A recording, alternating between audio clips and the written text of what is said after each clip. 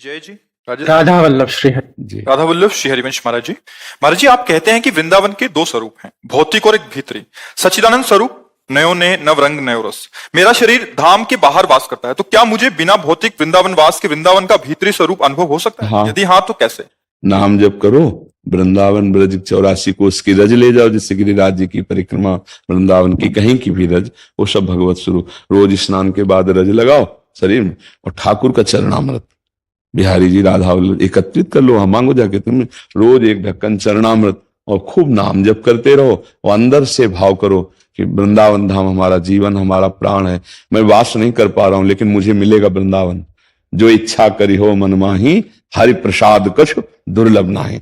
ऐसे उपासक को वृंदावन स्वीकार कर लेता है, पर रज शरीर में लगनी चाहिए। ये बात पकड़ लेना, अगर पकड़ लिए तो समझ लो कि भगवान की विशुद्ध कृपा हो गई। नहीं तो केवल सुनने मात्र से बात नहीं बनती, सुन के उसको आचरण में। रोज वृंदावन की शरीर में रज लगावे, चरणामृत पिए। चरणामृत बहुत सामर्थ्यशाली है, समझ नहीं पा रहे लोग। अकाल मृत्यु हरणम सर्व व्याधि विनाशनम, श्री कृष्ण पादोदकम पीत्वा पुनर्जन्म न विद्यते। रोज चरणामृत पान करने वाला भगवत प्राप्त हो जाएगा। नाम जप क्या भगवान का अमृत है, नामामृत, चरणामृत।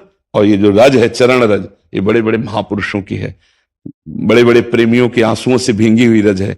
यहां सब प्रेमी जन ही हुए हैं। कोई विरहाग्नि से अश्रु प्रवाह, कोई आनंद में प्रफुल्लित होकर अश्रु प्रवाह, और महापुरुषों की चरण रज और प्रिया प्रीतम खेलते हैं इसी रज में।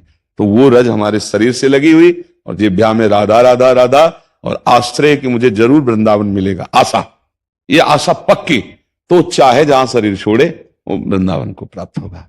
और कभी कभी जब समय मिले तो आ जाया करो वृंदावन, दर्शन कर गए और अपने सीसी कैमरा में भर ले गए, और रोज आ जाया करो।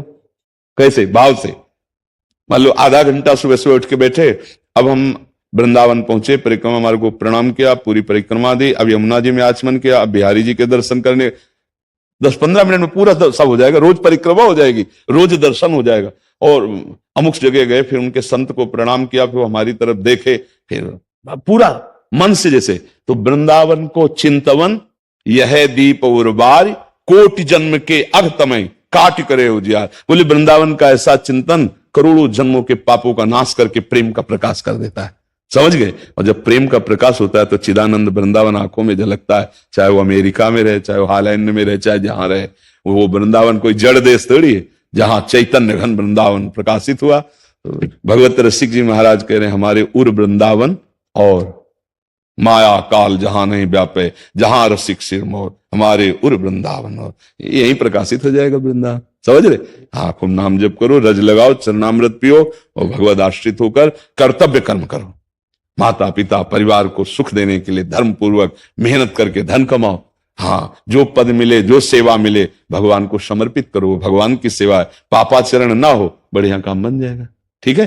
देखो गीता वाटिका गोरखपुर में है ना, वहीं वृंदावन का अनुभव राधा बाबा, भाई जी महाराज और भी महाभागवत जन कर जो किए, कर रहे और करते रहेंगे।